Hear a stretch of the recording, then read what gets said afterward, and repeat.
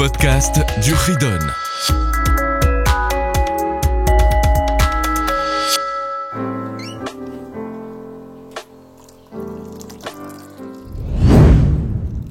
Bonjour les enfants, nous voilà pour le chapitre 202. Retzicha, le meurtre. Tuer. Il y a ici 3 mitzvot, 3 commandements. Le premier, 482. Tout simplement, ne pas tuer. C'est dans les 10 commandements. Lo tirtzach, il ne faut pas tuer. Il y a une punition ici. On devra tuer cette personne qui aura tué. Tout le temps, partout, et pour chacun. Mitzvah 483. Ne pas prendre de rançon, c'est-à-dire demander de l'argent à la place de tuer cette personne qui a tué. Si ça a été fait, on n'est pas puni dessus. C'est uniquement au temps du Sanhédrin, puisque même tuer et donner cette punition, c'est au temps du Sanhédrin, partout et pour chacun. Et 484, ne pas tuer avant que le Beddin s'est prononcé, l'a rendu coupable. Là également, il y a une punition de tuer. C'est tout le temps, partout et pour chacun. Entrons dans les détails de cette mitzvah. Donc, tout d'abord, bien sûr, nous avons le meurtre. Il est interdit de tuer qui que ce soit. Celui qui tue un autre juif. Avec, bien sûr, toute l'intention qu'il avait de tuer ce juif. On le tue par hereg. Hereg, c'est-à-dire la guillotine, par l'épée. Cette interdiction, c'est de tuer un être humain, tout âge, quelle que soit sa situation de santé, même s'il était mourant, je n'ai pas le droit de le tuer. Comment ça se passait? Quelle était sa punition? Il allait devant le Beddin, au tribunal. On le trouve coupable. Un proche famille, c'est-à-dire un héritier, qui soit homme ou femme, lui a la mitzvah de punir, de donner la sentence de tuer cette personne.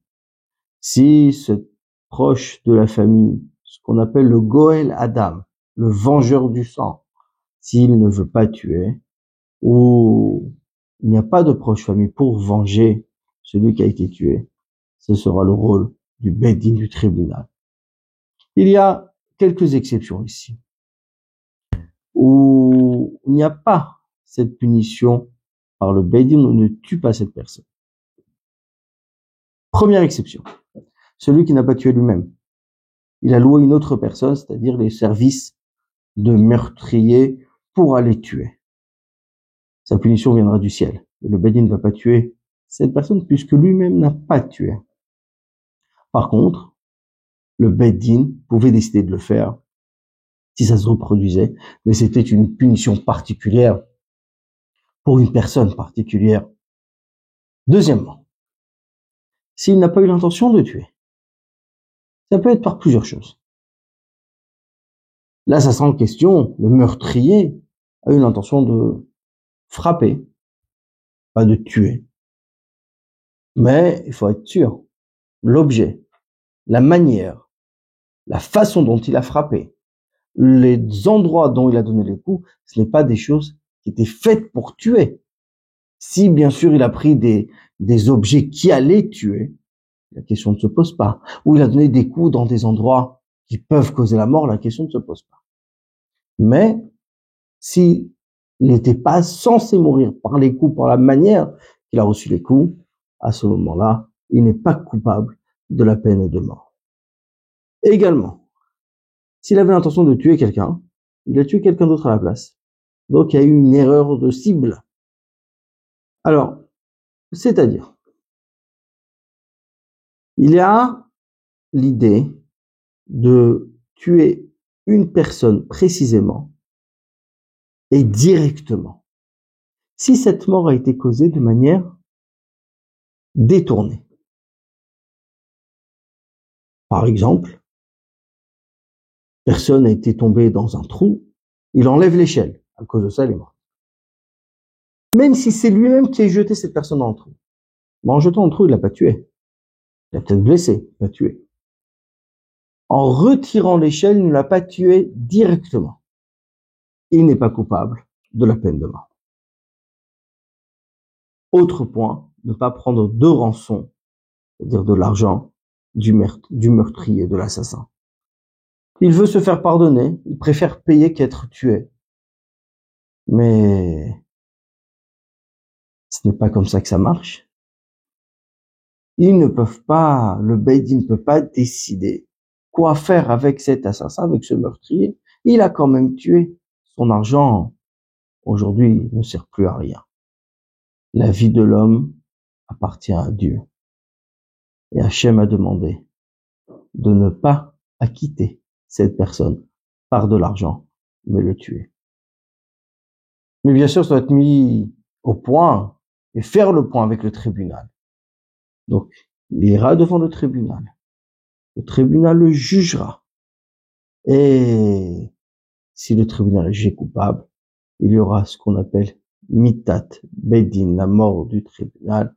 C'est le Beddin qui tranchera, puisque, encore une fois, ce sont des règles qu'Hachem a mis en place, puisque la vie d'autrui est importante et très chère aux yeux d'Hachem. Et Hachem nous dit qu'est-ce qu'il faut faire dans des cas similaires. Chapitre 202, deuxième niveau, nous voilà pour les quelques halachot en plus. Alors, un cas spécifique. Pour le meurtrier toujours. Il jette une pierre sur un mur pour que la pierre rebondisse, atterrisse sur une personne qu'il a envie de tuer. Ça s'appelle une mort directe, puisque quand il jette cette pierre, c'est pour qu'elle tombe sur cette personne et que cette personne meure. Donc il est coupable. Plusieurs personnes qui ont tué, qui ont frappé une personne jusqu'à ce qu'il est mort, mais on ne sait pas quel coup l'a tué réellement. Ils étaient plusieurs autour. On ne va pas tuer les 10 personnes qui ont frappé. Donc, on ne peut pas les rendre coupables. Un assassin, on sait qui l'a tué, on sait que c'est lui, mais on ne peut pas le condamner. Pourquoi? Parce que ces condamnations se faisaient avec 2 témoins, et de manière très précise. Il fallait d'ailleurs que les 2 témoins se voient l'un l'autre quand ils ont vu cette action.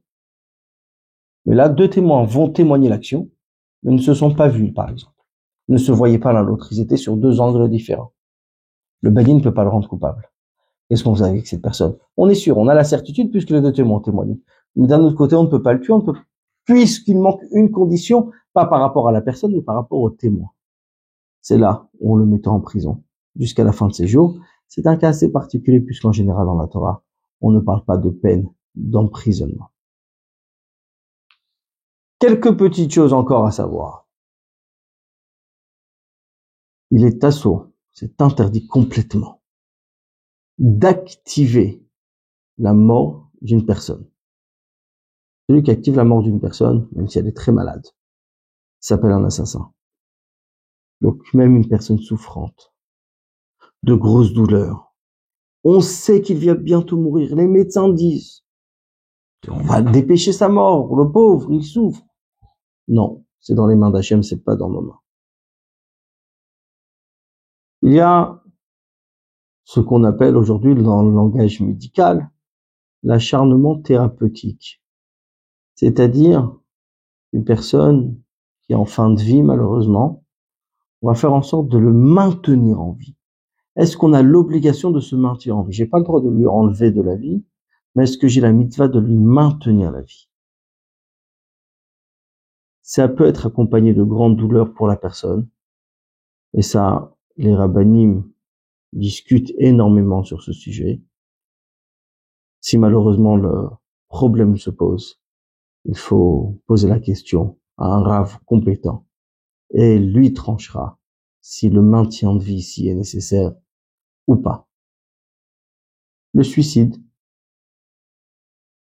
c'est quelque chose d'extrêmement grave. C'est assaut, bien sûr, c'est interdit. Notre vie appartient à Hachem. On n'a pas le droit de la retirer. Celui malheureusement qui arrive à faire une chose pareille, il sera puni, sanctionné dans le Beddin, dans le tribunal céleste, là-haut. Celui qui aide cette personne également, il a fait une grande faute. Celle de l'ifni vers devant l'aveugle ne met pas d'embûche. Cette personne qui a atteint ce niveau, qui est prêt à se suicider, il est considéré comme un aveugle. Et personne ne doit ici l'aider, au contraire. Il faut faire tout ce qui est en notre capacité de le sauver, de lui empêcher, pour qu'il puisse vivre et continuer à vivre dans ce monde. Puisque chaque instant de vie qu'Hachem nous donne, c'est pour accomplir une mission. C'est pour faire du bien dans ce monde et du bien autour de nous. À la prochaine!